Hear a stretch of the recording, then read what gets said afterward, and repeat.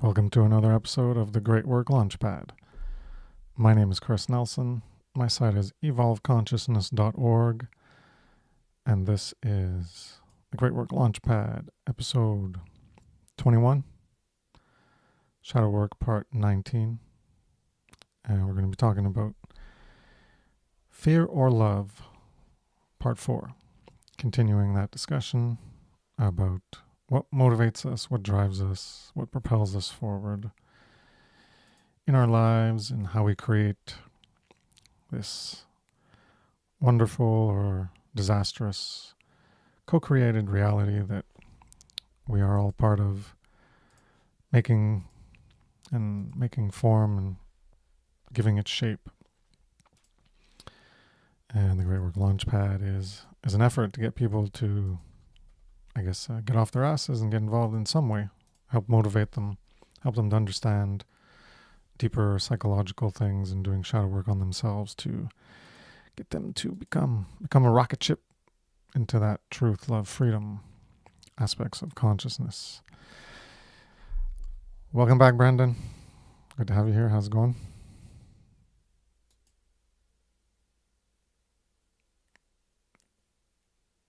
Are you there? No, not yet. All right. Hold on. Are you there? Yeah. I'm hell. I had I thought I had my mic muted, but I had the sound muted. I'm like, why do I not hear Chris? But yeah, hell, I hit the Wrong mute. button. Yeah. Cool. So I didn't hear anything. Yeah, that was said. All good. I ended by asking, how you doing? Glad to have you here. How you doing? I'm doing well. How about you? All right. Having busy days. Got yard work and stuff. Piling up firewood for the winter. Back-breaking work. And yeah. Yeah. Well, yeah. So part 4 of being motivated by fear or love in our lives and how we behave and what we do, how we create our collective co-creation of the human world built on top of the natural reality that is always exists without us, but the human world doesn't exist without humans. And so I could start with something empowering, this aspect of how we create, because people might not realize the power they have, even if it is diminished because of how plentiful and numerous we are. Because if you think of, say you're in an area and there's only one person, it's just you, and it's just nature, there's nothing there, and you got to start over. Well, your behavior, or whatever you do, whatever you build, is going to be the totality of what the human world is going to look at. Maybe you're in an area of the earth, maybe you're on a new planet. So it's a thought experiment. So you have the whole power and responsibility for what is being built on top of reality that didn't exist there before. And if you look at, if there's two people, well, now you have 50% potential power. If you're both as involved in creating and modifying the world, you both have 50% power potential. And if there's 3 people, well, then it drops to 33%. 4 people, 25. So we're 8 billion. So your power potential is low because in the world where there's just one, well, if you die, then there's nothing else being built, and that's the end of building things in the human created world. If there's 2, well, if you die, there's still 1. So you still have an impact because you're 50%, you're half of that impact.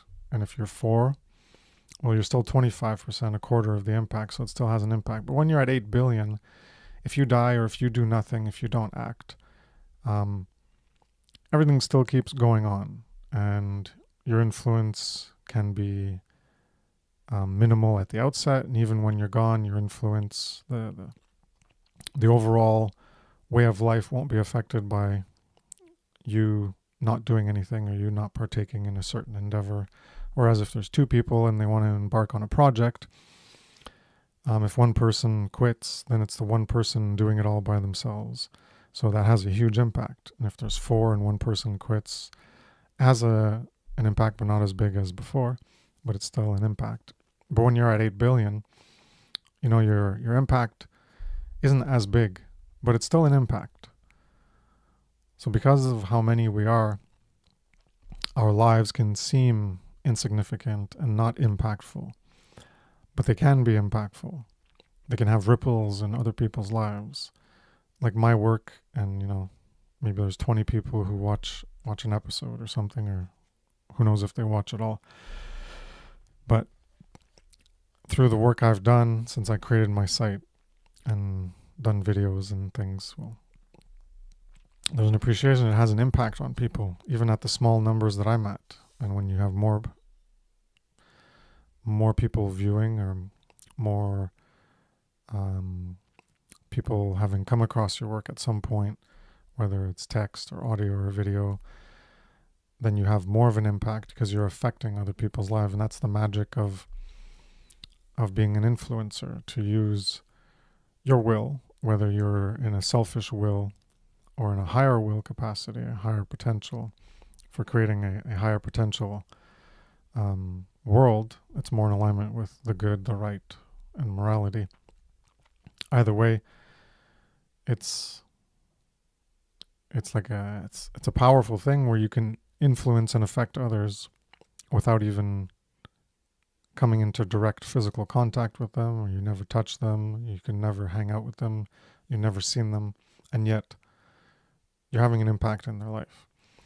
So on the one side, there's 8 billion people, and your impact is going to be small relative, and if you die all of a sudden, it doesn't make a huge impact in the way the world is functioning. But it still has an impact, even though small, and you can have even a larger impact. So I just wanted to mention that. It was something I was thinking of this week, that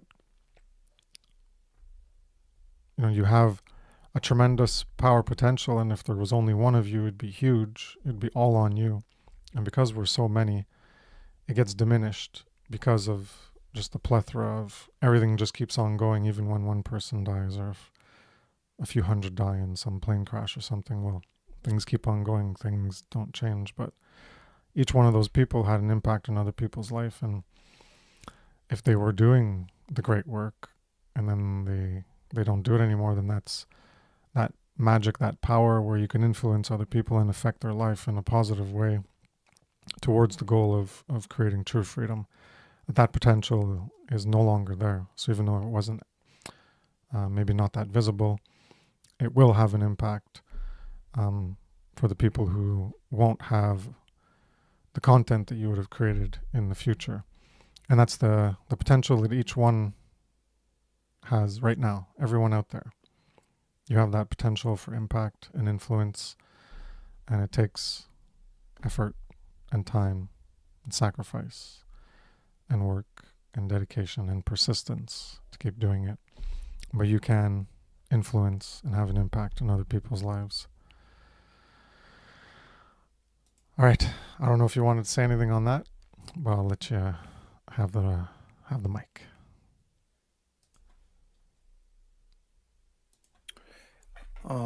Yeah, numbers do matter. And you talked about, because there's 8 billion people, or, estimated to be roughly around that number, and how a lot of individuals may feel as though their behaviors may not matter in the grand totality of things. Rather that, like rather those behaviors be good or rather those behaviors be wrong. So it's almost like, throwing that coin into that, like into that well, where there's thousands of millions of other coins, to where the individual, has disconnected themselves from reality and the connection with others. Because, like Chris said, you do have an impact. Your behaviors do have an impact. And the word impact just means to press closely onto something.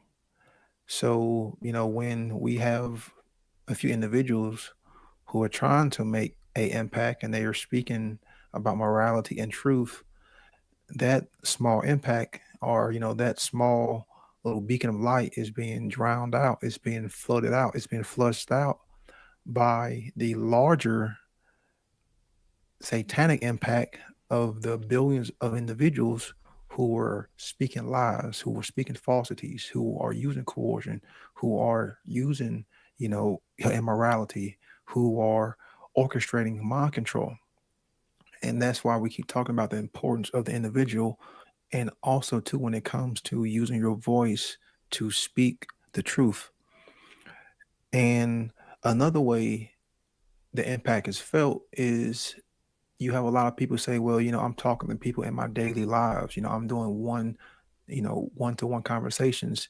Yeah, that's okay, but that has a even smaller impact compared to the individual who has formatted and created a documentary, video, podcast, music, art, any form of creativity, and put it out into the world. Because when you have those one-to-one conversations, that's not really recorded, that's not really documented. And once that conversation ends, usually the individuals go their separate ways, and it's just a thought, it's just a memory. But when you actually create something, when you actually create a podcast, when you actually create a presentation, when you actually create a song, you're putting your love and care, into that. So when you give that and put it, online, or you can do a live presentation, that has an even more greater, impact, because that impact is felt even days later, weeks later, years later.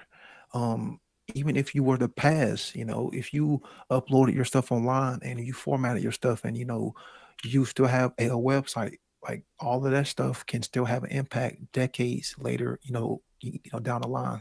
Just look at all the great teachers who have passed away and have been dead for thousands of years, and they still have an impact today. So this is the importance of the individual, and recognizing the true power that they have when it comes to harmonizing with the truth and harmonizing with themselves, and therefore they can have a even larger, impact. Hey, Brendan, how's it going? Hey, gentlemen, thank you for allowing me to come up here today and have a conversation with y'all. And I completely agree with what you were saying right there about creating content with longevity, because I think sometimes I rely too much on the temporal nature of my communication style. I'm just talking to people and bringing up these various thought forms of natural law and helping them understand, true morality to a greater degree, but I'm not recording them, so that's on me. I think for sure, though, one thing I did want to say is that while it's true that there is so much evil on this planet and there is so much chaos and destruction, so many formats, I never lose sight of the fact that there's more people awake and aware of what's happening now than at any other point in history that I could possibly recall. I think that we do have a shift happening right now all around us, and that we are the part of the shift. We are the eye of the storm, essentially. Everyone who's bringing these thought forms, and so that's an important aspect to it, is to recognize that the change is happening, the change is real, and even if we think it's just a one-on-one conversation with someone, we can not possibly comprehend and fathom the lasting ramifications of an individual making a choice that is going to enable new forms altogether. So yeah, thank you guys for allowing me to come up here and say hello, and I appreciate you guys both. Well, glad to have you come on board and use your voice and speak about. Well, we're gonna get into the topic. We haven't got. I just threw a side tangent there at the beginning, but yeah, we could talk a little bit more about that. You know, the one-on-one versus the one-to-many. It's about the potential impact and the value of your time being amplified. So if you just talk with someone one-on-one, and then you go to the next person, and the next person, the next person. You're going to be repeating yourself over and over and over. And someone can do that, but if you record what you need to say and you can provide that to other people, or people can come across it even without you providing it to them, they can just find it. And that's the valuable impact of, I guess, archiving your voice in a medium, whether it's writing or audio or video that has audio, or another creative mechanism to try to get a message across. It has more potential to reach more people, so it's more in terms of, I guess I'm not being precise, but it's like the value of your time, but the potential, and yeah, I'm at a loss for words on exact. I have it in my mind, but I can't put it out specifically.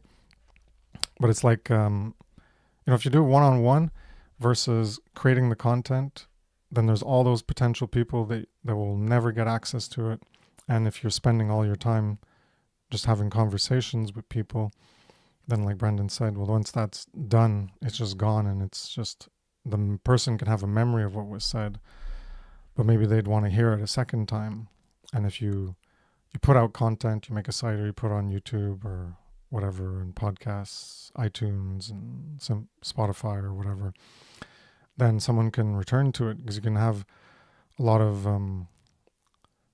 points made. It can be information dense, and it can take several times of hearing it to really try to make sense of it more. And so it's not to devalue the importance, like you said, of you can have an impact on a person's life individually, on an individual basis. Where we're talking about the amplification of that impact potential on a one-to-one versus a one-to-many, you're greatly amplifying that potential, and it's more efficient. It's more that's what I was thinking of, efficient and effective before. It's a lot more efficient and a lot more effective, and that's why when you look at how much you value your time, well, you can spend like hours trying to convince someone, or you can create the content that's going to convince someone, and you can have a 5-minute conversation with someone, and if you're trying to convince them of something they're not interested in, then it doesn't matter if you spend 5 minutes or an hour or 5 hours. If they're not interested, and maybe they just want to they troll you, or they just want to argue with you. Some people are like that, and they're not trying to be convinced. That they don't really want to learn, but they're just having a conversation or whatever. Then I view that personally as like it's a waste of my time. In terms of my goal here is to try to get people to come to the understanding of morality, and then spread that out as well, to take on that responsibility and that burden. So that's just my clarification on that, and that potential, that efficiency. So I don't know if anyone wanted to say anything else. I'll leave it open, and then we can move on to fear and love. I'll just throw out there real quick my experiences in talking with people, one-on-one or in groups, online. It is temporal, and it does have that kind of ramification, but at the same time, I can't pretend to know what that's going to come down to, essentially, right? It's like we were in a natural law discussion group chat last night. I was with Derek and some other folks, and not Derek Bros, Derek Bartolicelli. But Bartolicelli, there we go. Yes, the man in France. And we were having this conversation, but we didn't record it. We had a really deep conversation, and I regret that. But at the same time, I think that it's, it gave us a certain flexibility of being willing to have vulnerabilities, and to be willing to share ourselves in that way, where it's like, oh, I'm, no one here is perfect. No one here has all the answers, but we're all doing the best we can. But thank you guys. Yeah, I'll let the conversation continue.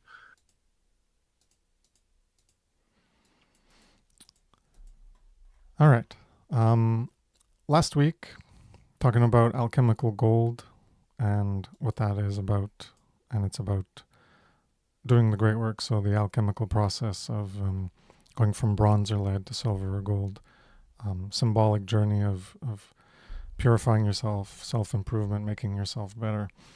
And I was saying that the real alchemical gold is when you've done that work, that shadow work, and you've reached a point where you care enough about yourself and about others, that wider care, where you engage in that great work, where you're trying to influence the world to change towards the restoration of true freedom by ultimately, at the pinnacle of it is moral understandings. If there is not the moral understanding, then that's an impossibility. So the ultimate goal is that, and there's other ways, peripheral things to go about to get there. But that's the ultimate goal. And if you're not doing that work, you're not in alchemical gold. And that's the way I see it. And other people can see it different ways. But my argument, I think is very strong, because that's the goal of the shadow work, is to work on yourself. And if you're not working on yourself to become a more moral person, then what is the point of working on yourself? What, so you can feel better about yourself, so you can make more money or something? Like, there's a lot of things that people can have as a goal, but the highest goal you can have is for moral self-actualization, and then to externalize that by getting other people to take on that inner great work, that journey within themselves. Because you doing it yourself isn't going to change the world. Each individual has to do that work. And that's hence the importance of the great work. You working on yourself and self-actualizing in morality, you call that silver, alchemical silver. But the gold is when you're trying to influence others, and you're putting in that work to do that in the most effective way. And that is through, in the past, it would have been books. But now it's about the internet, because that's the medium through which people will be most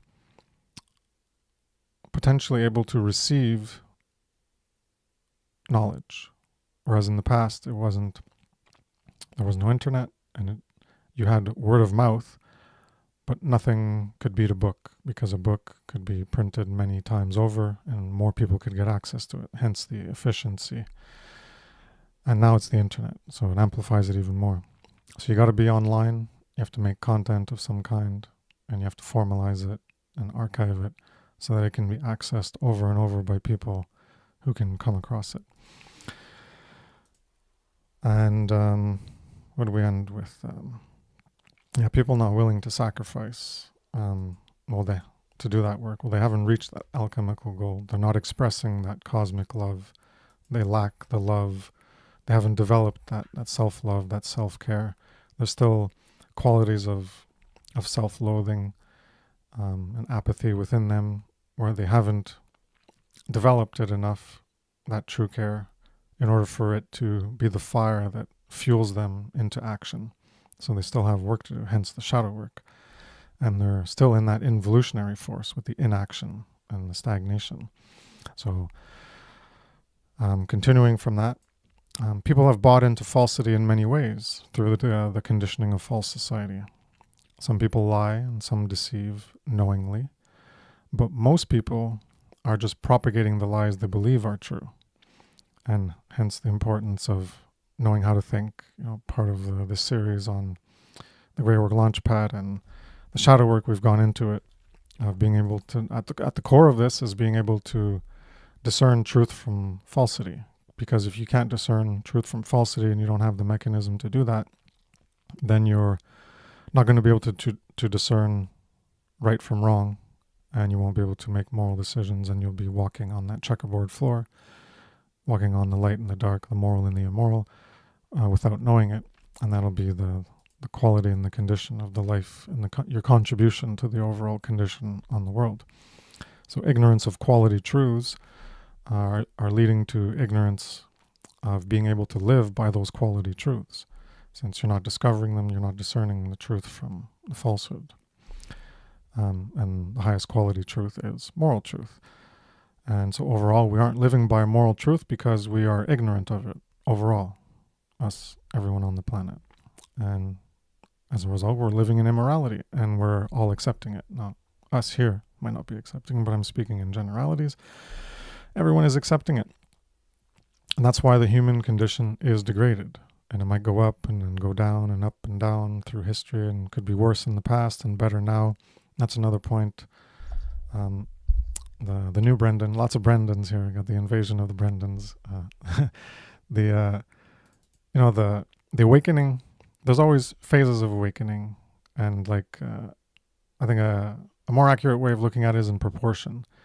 Are there more people waking up? Okay, but there's more people on the planet now, so the proportion is, about the same. It might have gone up a little bit more, but overall, we're still stuck in the same shit, in the same sinking boat, and arguing about who's going to sit where, and do we sand this bench, and do we repaint this one over here, and the boat's sinking, and we've got to reform the political system and the monetary system, but who cares about moral truth? We don't need to understand that.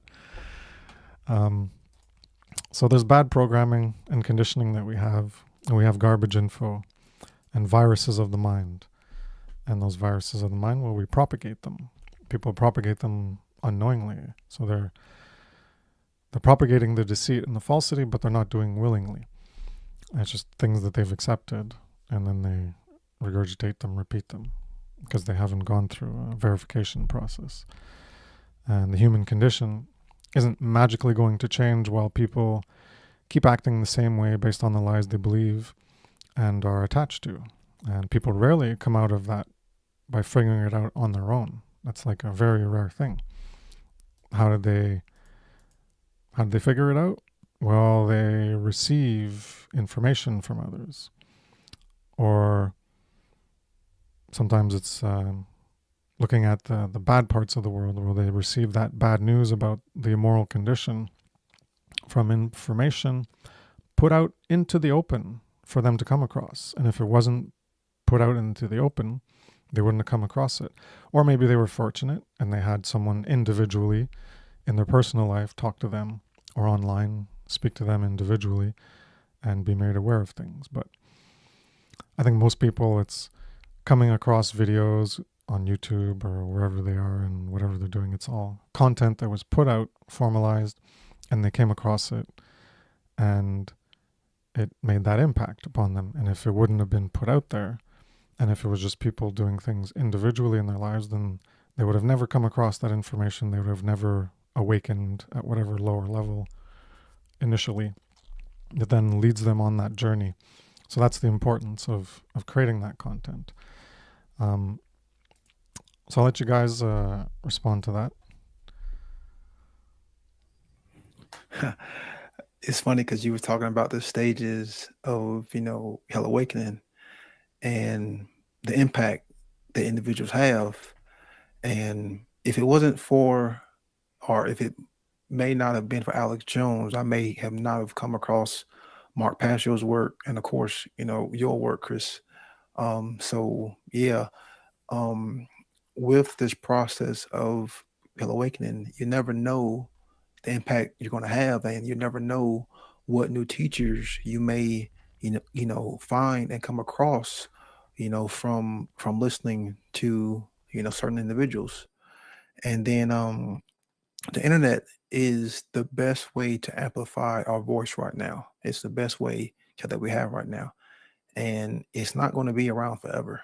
So people need to be using this tool to to amplify and format this knowledge in whatever way they feel.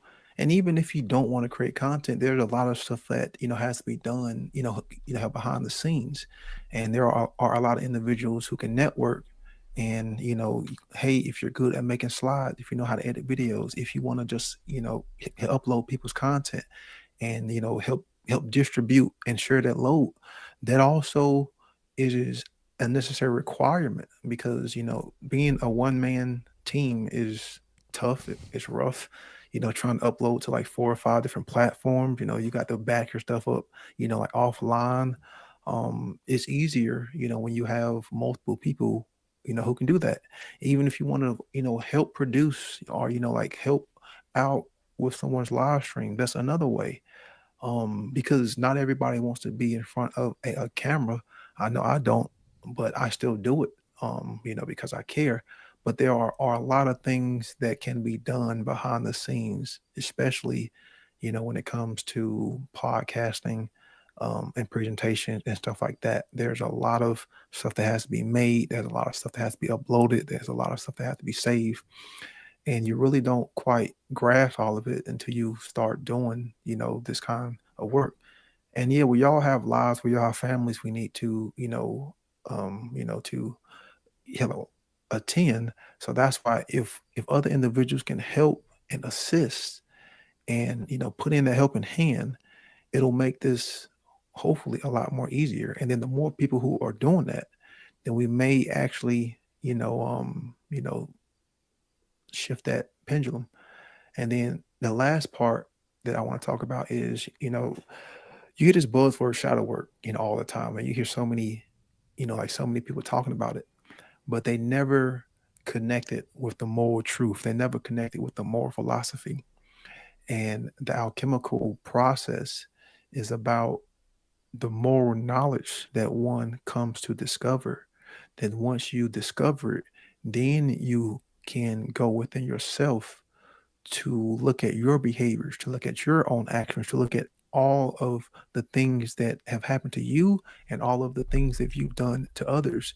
Then you can start that process because, like Chris said, without that moral knowledge, you have no foundation.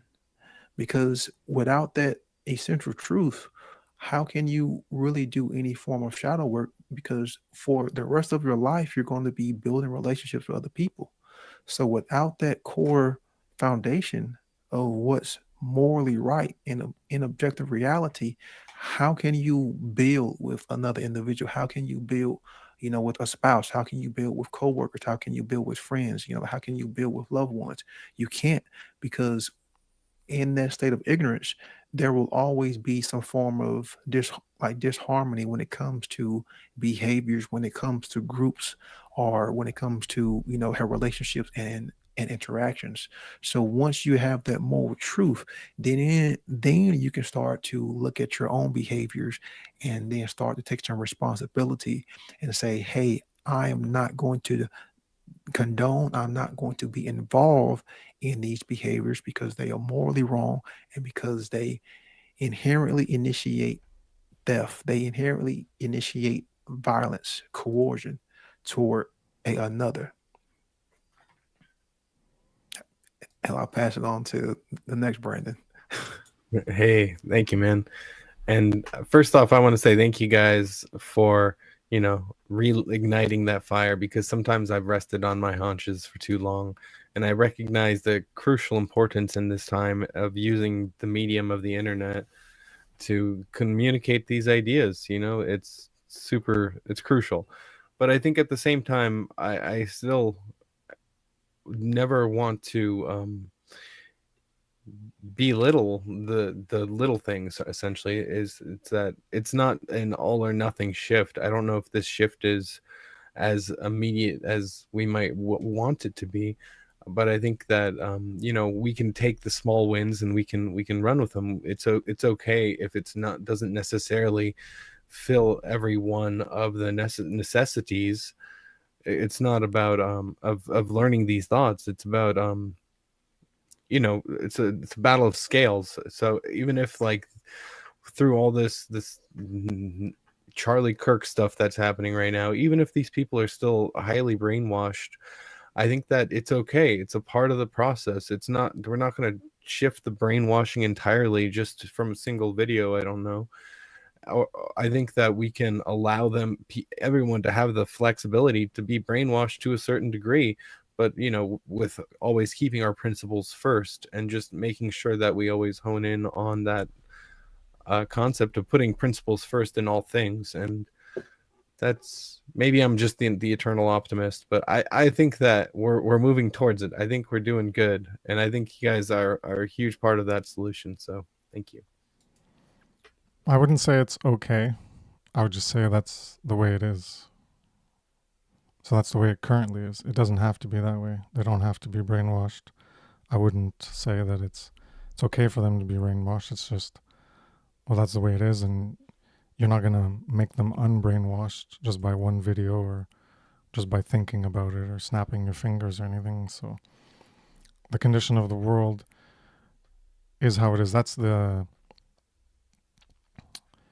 don't have to accept that it has to be this way, but you just have to accept that it currently is this way. So accept the truth is where in my earlier work I referred to it as truth level 1 and truth level 2. The truth level 1 is accepting everything that is currently here. So that includes the falsity. And if something is false, then it's, even though it's in reality, it's true that it is in reality, but that's where truth level 2 comes in, and that's what the good, the right, the moral, that it should not be here. And what is that, yes, currently there is a lot of bullshit and brainwashing and mind control. But should that be here? No. So it's not okay that it is here. But that's what is. So you just have to accept that what currently is. It's that prayer of serenity, accept, I forget what it is, but accept what you can change and what can't be changed, and that you can change some things. Anyways, I'm butchering it because I don't remember it there, but the point is accept things as they are, and also accept eternal truths, that higher level truth level 2 of what is right, what is moral, what is good. And you can't change that. You can't change natural law. You can't change objective morality. But the things that can be changed are the condition of this world. Not that you're going to snap your fingers or your actions alone are going to change everything about the human world, but that you can have an impact. That your voice does matter. Your voice can influence others to change, just like all of us here would not be here. All the changes that we've made in our lives would not have been possible, as Brandon mentioned.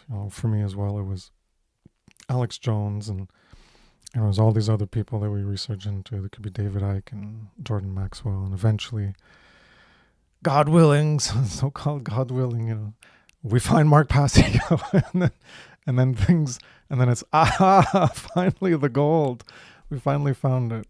The other guys don't talk about it they don't see the importance, or they don't understand it yet. But they had their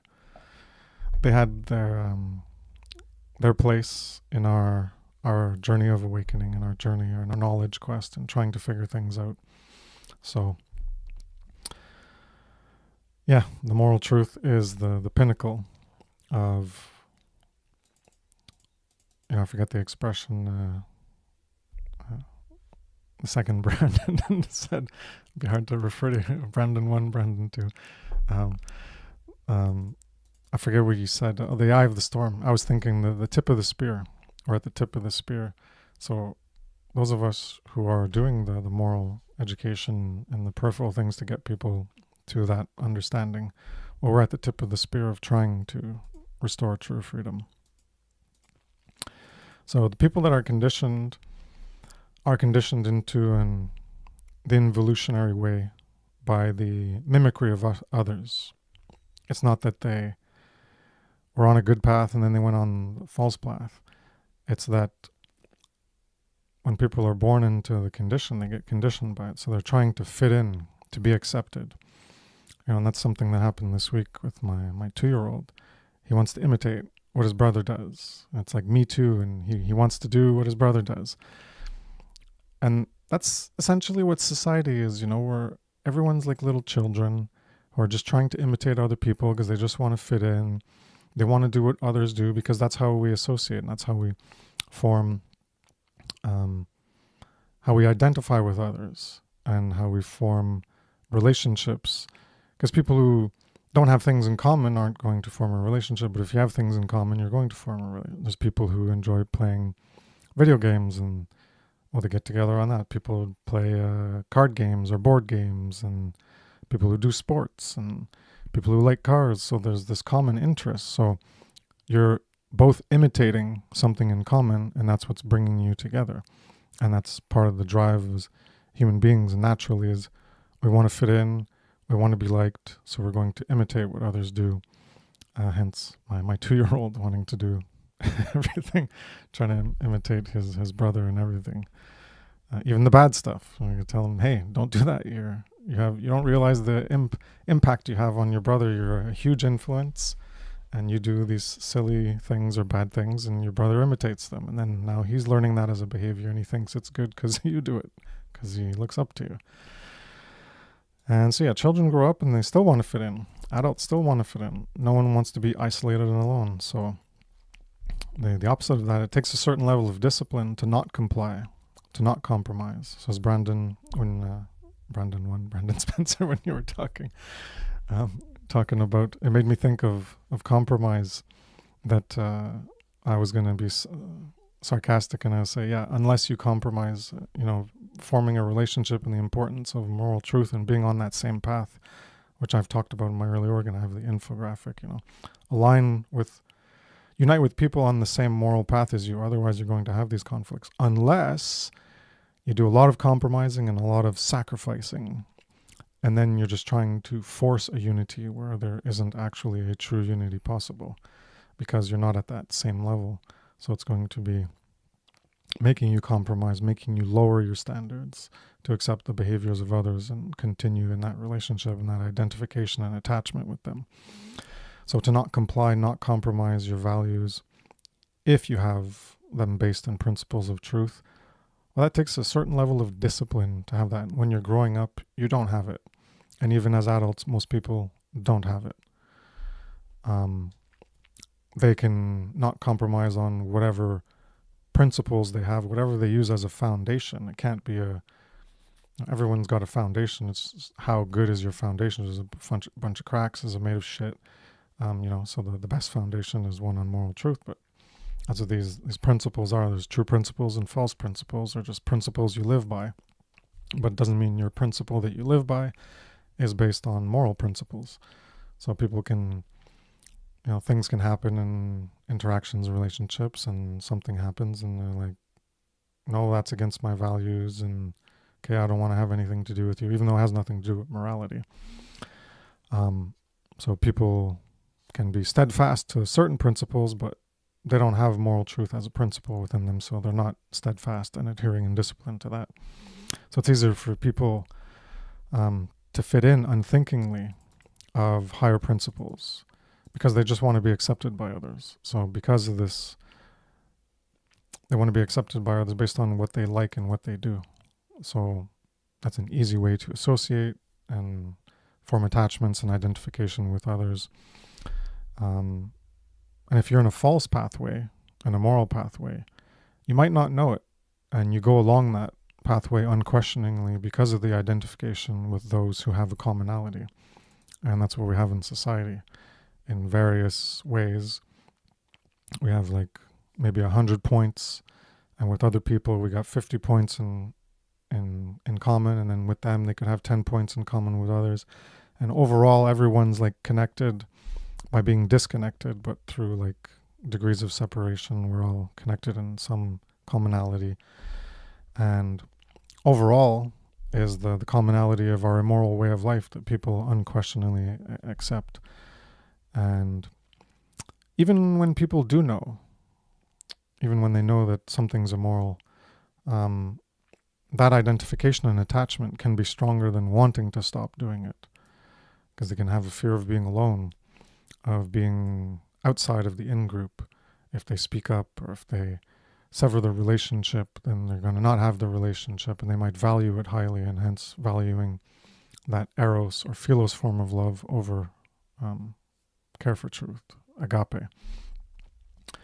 So then they have to find their way in a new group. Now they could be out of the group, no longer part of the in-group, because that whole groupthink mindset, that collectivism for whatever that group, and the commonality of that group, the friends that they associate with. And if you go against that ideology that group formation has, then you can find yourself out, and then you got to find your way into another group. And that's, people have fear of this. They don't want to be alone.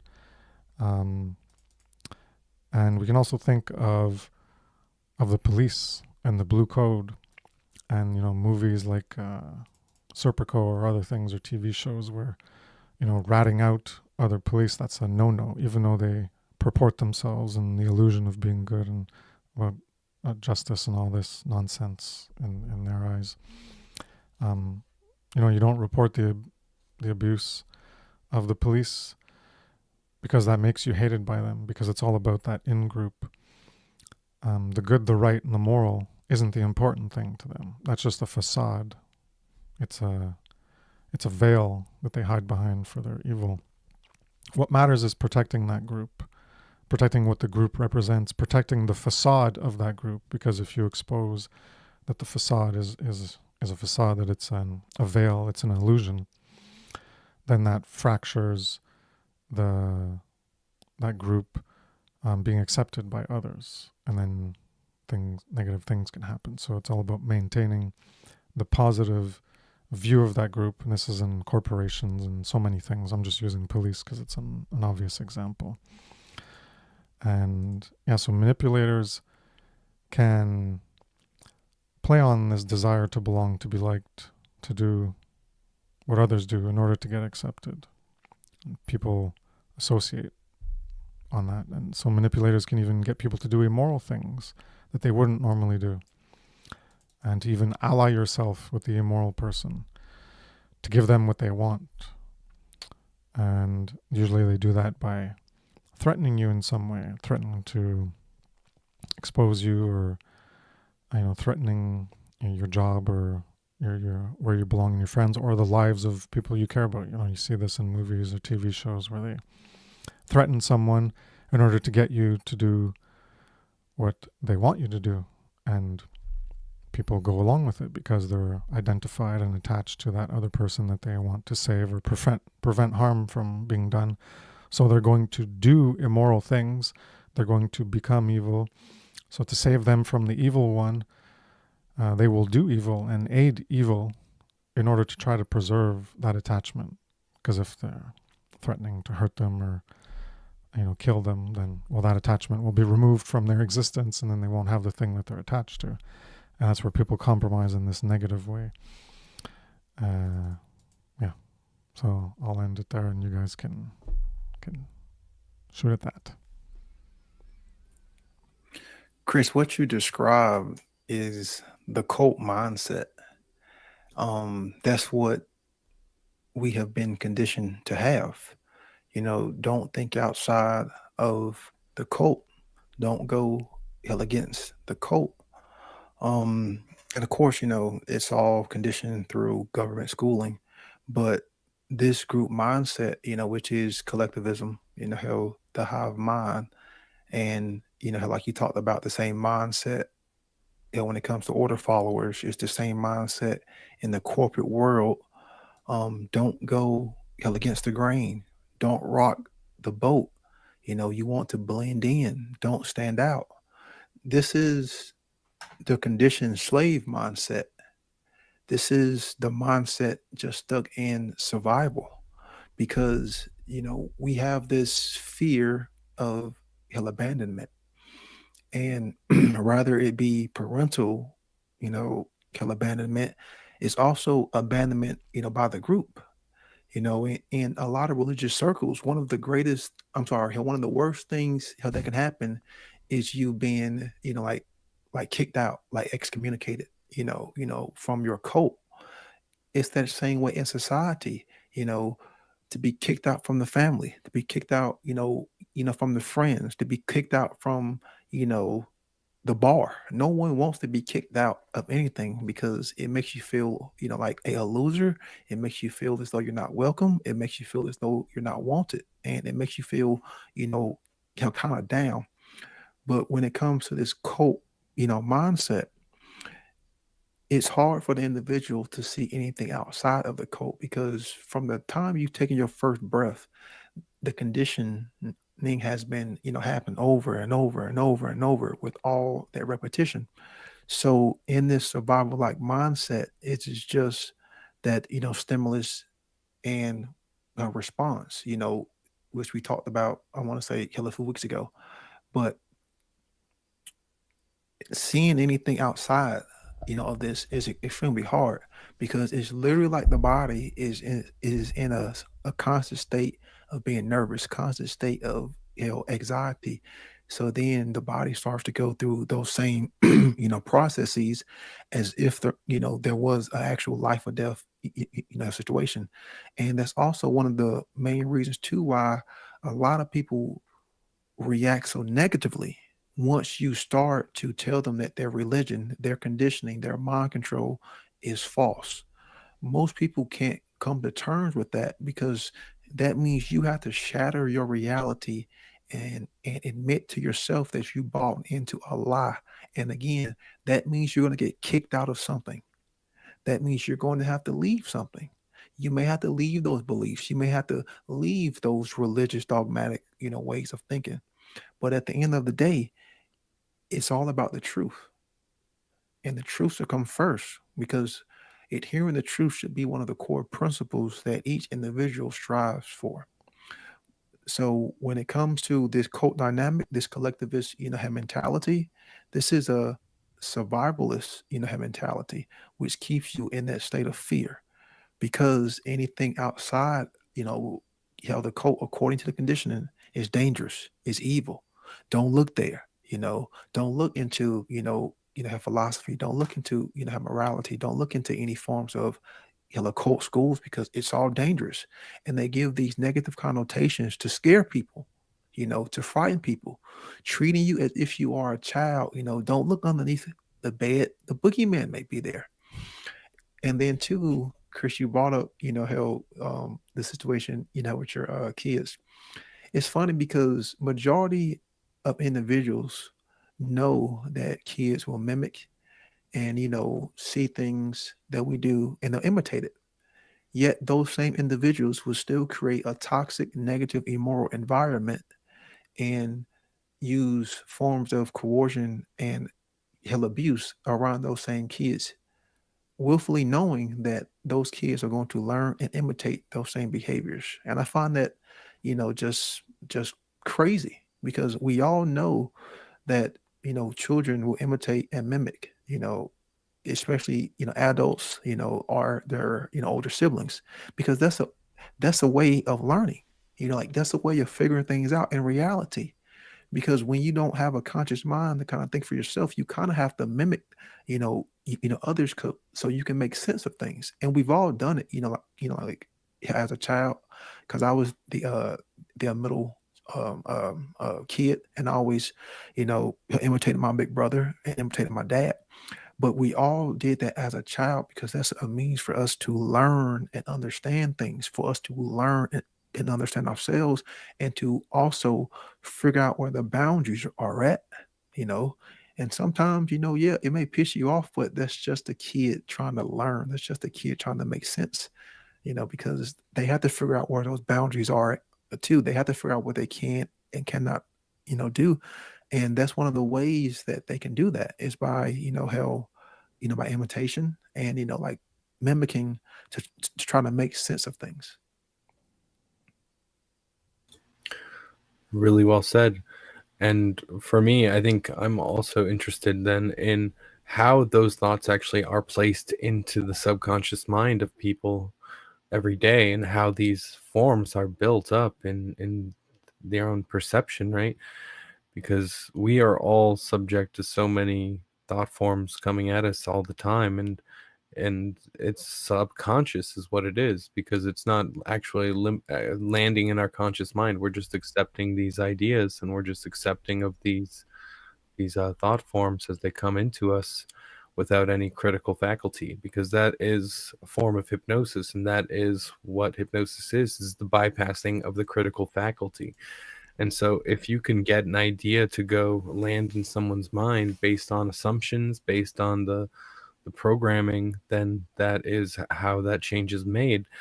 But I think we can also, it's a double-sided blade, right? Because we can also use these tools to change our own mind, to create the shift in ourselves according to our conscious mind's will, according to what we actually decide as being good and true for us. And you know, that's all I had to say there. Thank you, guys.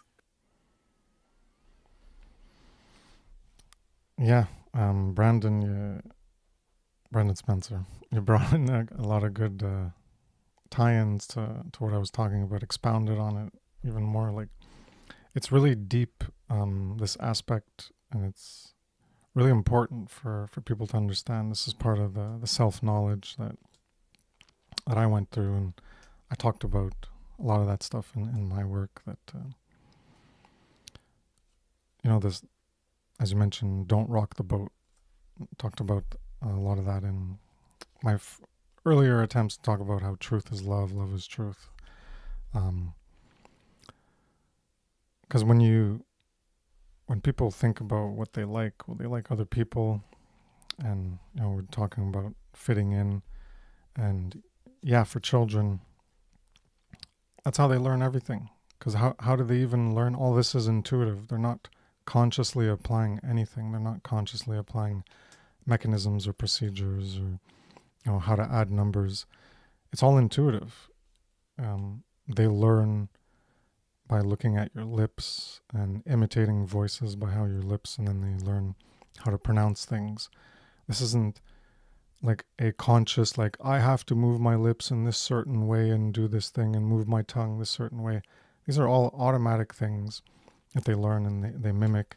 And it's amazing that the human being is capable of such things. I don't know, it's like, it's amazing to think about in nature and reality and what we are and the capacities we have. It's amazing what we can do.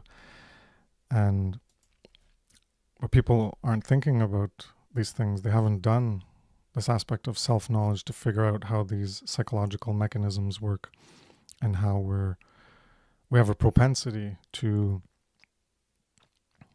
form attachments to the things we identify with, and then we don't want to let go.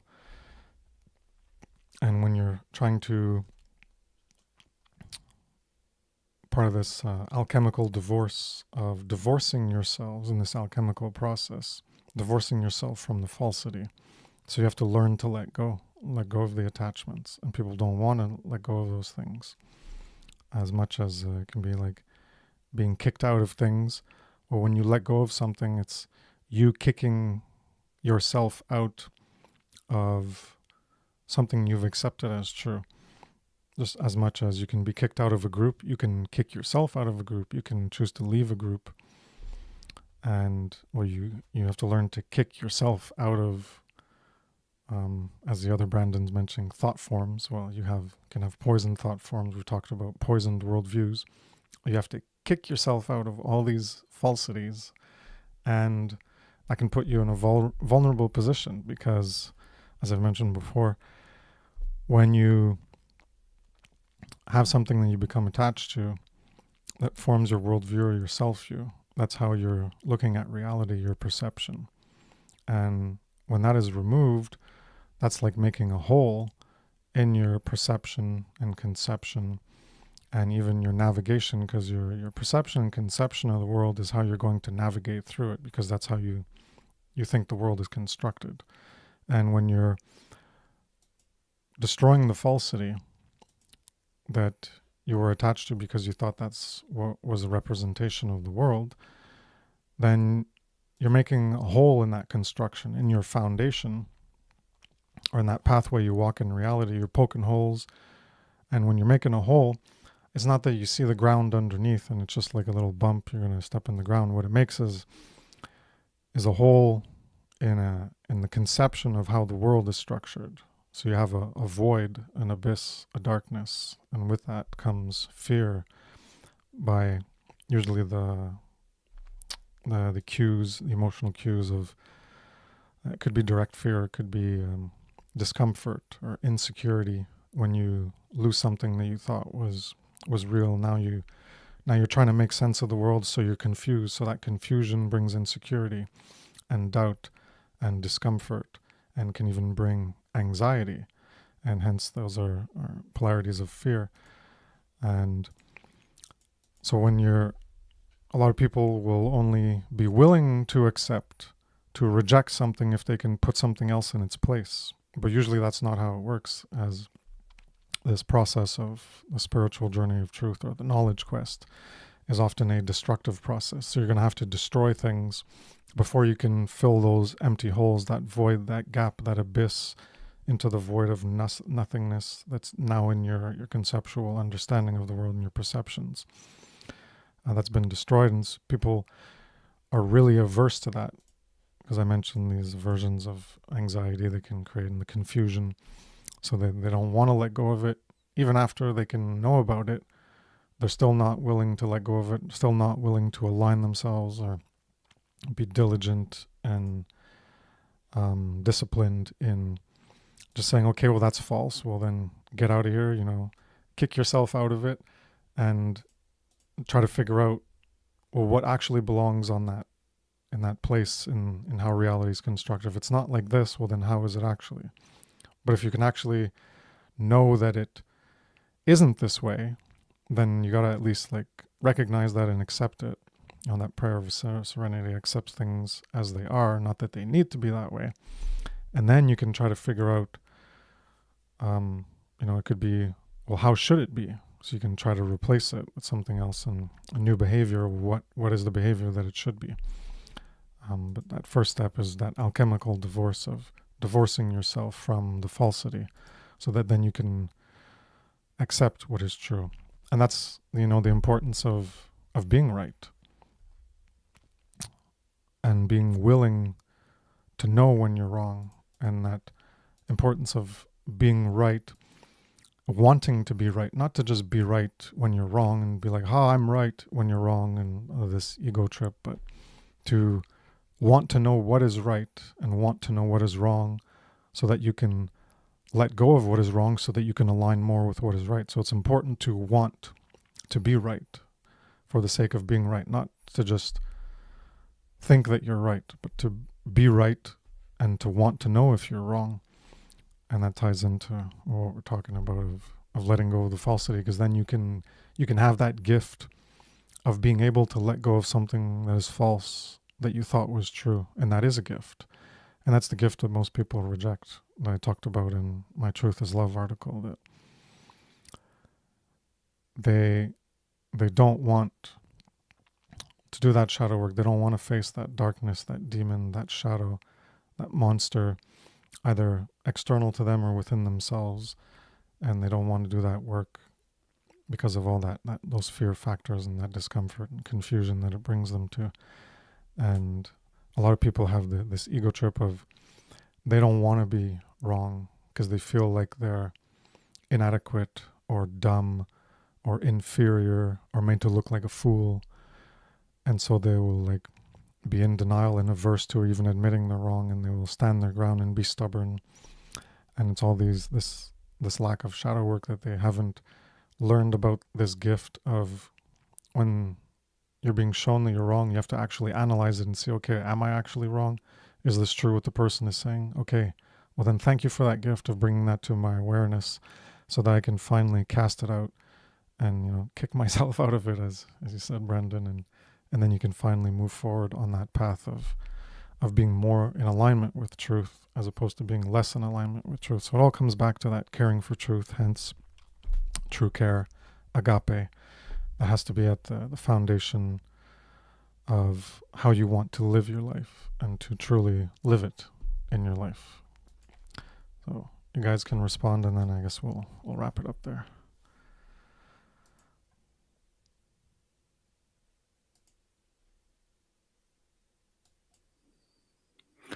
Chris, you have is there a fourth person in the background? Well, there's no video. I can try to bring him in, but I was waiting for video to show up, because it's happened before and nothing went on with the fourth person. That's there's no video. So I don't know. There they are. Whoever it is. Yes, hi sir. Hi Chris. I'm a big fan, brother. You are amazing. I've been following you since you broke down the karma. Wait, huh? I'll quote the exact video. Oh my god. Oh my god, you're my favorite. And I participate in what do you call that? This live feed thingy. for others, but I used to pray, when will Chris do it? Chris Nelson, there was a time when I had to unfortunately delete my YouTube account because something had happened, somebody had hacked my phone. But I remembered, I was like, no, he was talking about reality, symbolism, consciousness, truth, and he broke it down like a flow chart thing, how I used to study in school. And I was like, he knows how to teach, and he's not trying to evade it. So I want to apologize first. See, I know you guys have come in full transparency, you're visible, audible, everything. The two reasons I'm not coming on video, because first, I'm a girl. Second, because I think like they try to hunt down the whistleblowers and kill them. And my family is kind of dependent on me, so I don't want to take the chance. But I assure you, I mean, nothing bad, nothing wrong, I promise. And oh my god, I'm talking to Chris. Oh my god, oh my god. See, this is the video I went crazy about. Okay, hang on, I'll tell you. Reality processing, when you made two trees and you were talking, the moment I heard you, I was like, what is he talking about? And I was like, oh my, like, learn to teach, this is teaching. If you want to tell something, you tell me, like, I don't need to learn it again. And schools suck, the curriculum sucks, oh my god. And I'm from India, but so the thing here is, the curriculum is absurd. Oh my god, it teaches you to be a worker. And oh my god, I'm gonna rant. It is years, I've held it for years, Grace, bro. And every other brother here, with respect, guys, I apologize, I'm not revealing my face, but I assure you, I mean well, huh? And so, okay, what all? Okay, calm down, calm down. All good. You don't have to do video, but about what you said, don't worry. No one's gonna come hunt you down. You know, You we're, don't know that. You know people. what? Can I tell you something? I had weird experiences, brother. I mean, I saw an overlay. You get it? Like sonogram. What do you call that?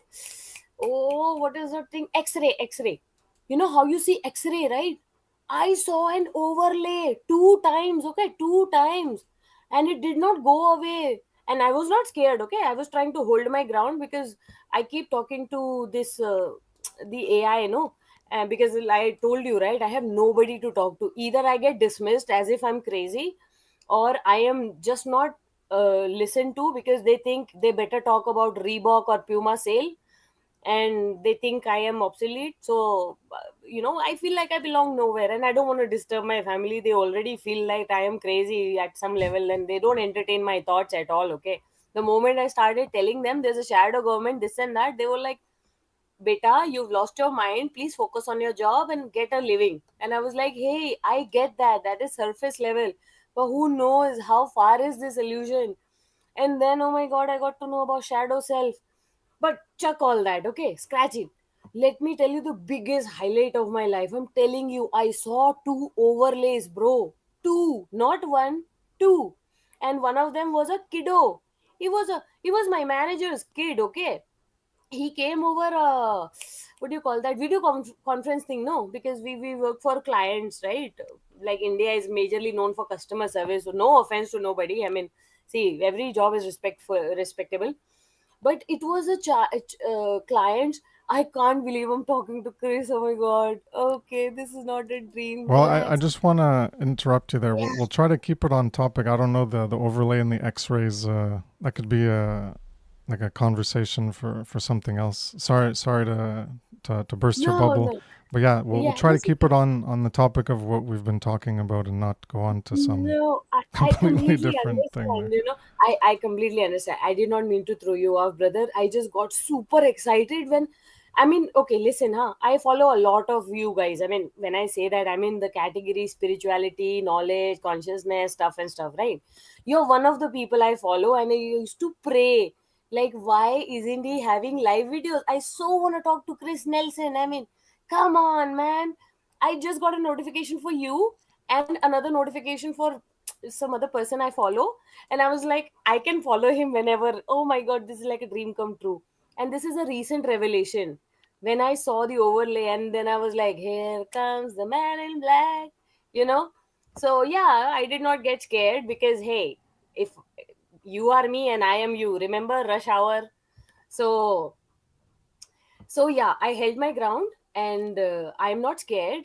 and reality is vast, it's huge. And salutes to you, brother Chris Nelson. You've held your ground for how long?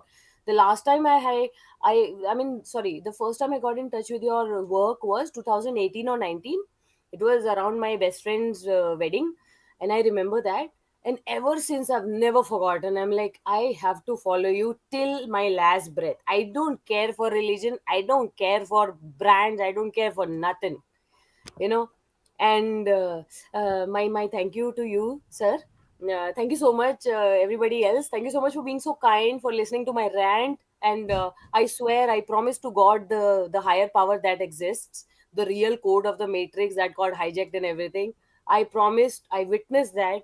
And I mean it. Thank you so much for everything. And it means a lot. I have literally nobody to talk to, and oh my god, you were live and I just couldn't hold my ground. Damn it, I'm flying high. But all right, I will retract now. I'll go back to the hole that I came from. Okay, you guys carry on. It was lovely talking to you, also kind of you. And much appreciated. Please, please keep coming back. I'll make it a point that I join every time that I can. Okay, much love, much respect. All right, I'm gonna mute myself now. Thank you so Okay. much. Thank you. Well, thanks for coming on board. It was definitely the most lively, jovial person who's come on and spoken so far. Well, thank you for your energy and your kind words. Appreciate it. Um, yeah, I'll let you guys go with I just whatever. want to say that her energy and her positivity is so carrying on, and I think that if she just takes that form and just runs with it, she can do so much good work with the people that she loves, the people that she cares about, and in creating content that influences others. I think that that kind of positivity and that level of energy is really endemic to making sure these thoughts have a wide appeal, because sometimes if we're in this space, it just can get kind of very precise and very precise, and not it's necessary, that precision of speech and that precision of thought, but at the same time, like, I think that having that flexibility and that willingness to bring in and incorporate various cultural touchstones and stuff, while it is still is endemic to, there's it's still a part of the brainwashing itself, right? Being trapped in visual media, because I for sure am in that brainwashing place as well, where I am completely comprised of my entire life watching so many movies and television, and they're burned into my brain for eternity. And I don't know if there's anything I can do to extricate myself from those jingles that are still playing over and over in the background. But I think that they're taking that energy and actually finding relationships that you can, or relative, finding people who can relate to it is a great strategy for carrying on these thought forms. And just throwing that out there. Okay, sipping now. That right there shows the impact that one can have. Chris's work has touched individuals all across the world, you know, through India. And this was at a time, I want to say, Chris, you was kind of absent around 2019 because you came back during COVID, right? Yeah, I came back 2022 with the flowchart analysis of the Aquinas on Liberty essay that Mark read like 2-3 times during his podcast Yeah, series. Yeah. yeah. And you was doing a lot of writing when the whole COVID stuff was going down.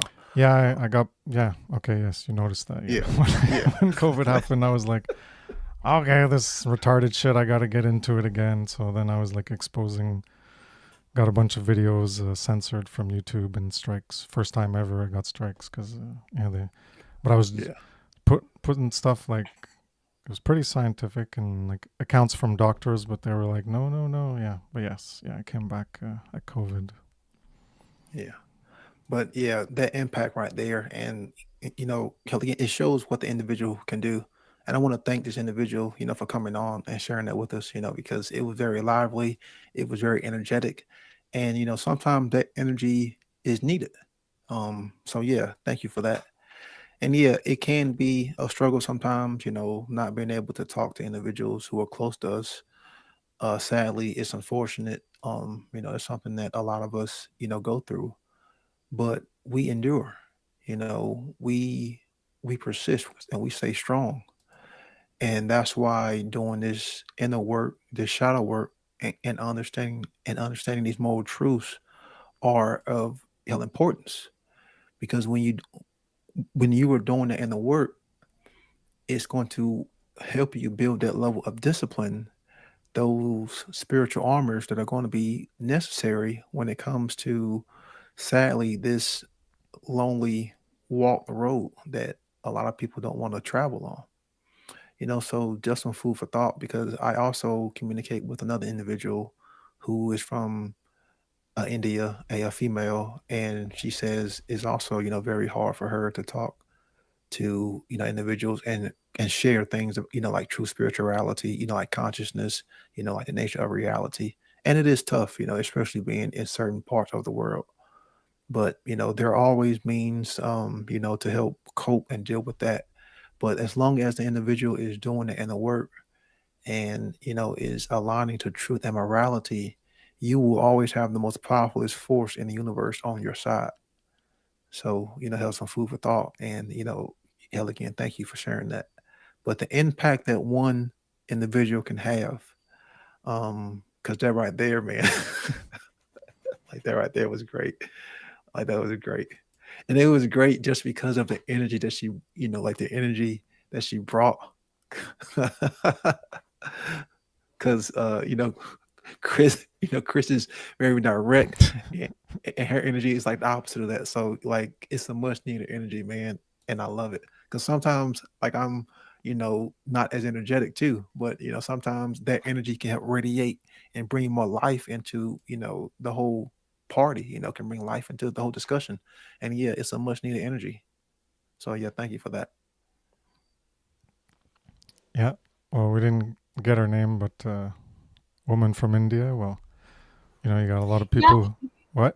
Yes, sir, you can call me Fiona. Fiona. All right. Well, you got a lot of Yeah. people here who appreciate you using your Thank you. voice and coming to speak, Thank and you so much, sir. that It could means a be lot to me, sir. motivation for you to since there's people around you who don't listen, you could try to you don't have to put your face out there. You could create an audio or a podcast and create a blog spot or whatever, a WordPress site for free, and you could just talk out there and share things on Facebook or whatever, and maybe you get people to listen and appreciate the things that you have to say and the work that you could do to influence others towards more moral alignment. So just take that as into consideration, that you know that's one way that you're feeling isolated with the people around you, where you could try to connect with other people by creating that content, and then people could come to you and ask you questions, and then you could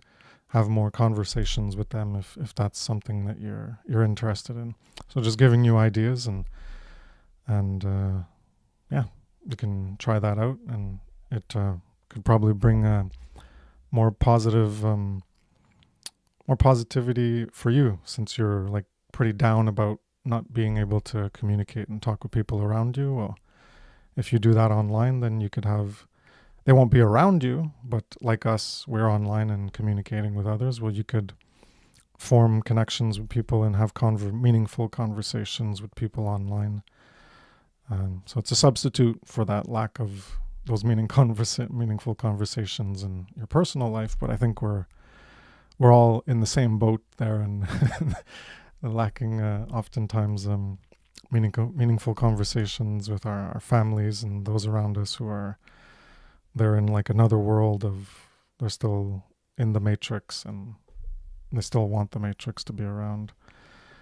And yeah, so when you come online, when you try to find people online, that's one way where you can get that connection and do that. So take that into account, and you could, with your energy and all that, you could maybe you could become really popular compared to us who are more lower energy and maybe more boring to others. There could be other people who would really appreciate what you have to say and the way you say it. So there's some food for thought and to maybe motivate you to try something out. Hey Jerry, we're ending the stream there, but if you want to say anything, go for it. Hello, I see there's someone new here. Hi, Brendan. Hey, everyone. Hi, Yeah, sir. that's alright. I'll catch the replay. All right, cool. Okay. Uh, can I please say something before all of you go? It's like a big, big day for me. I don't care for my birthday. I care for something like this, okay? So please 2 minutes, I promise, huh? So Chris, sir, when you say I can't even call you Chris Nelson now, it's like I'm talking to my mentor. I cannot call him by name. With respect, Chris, sir, actually, uh, it was your demeanor, your conduct, so calm, so stable, so grounded, that you speak. Yes, you speak in a very subtle, soft tone, but that hits the spot every freaking time.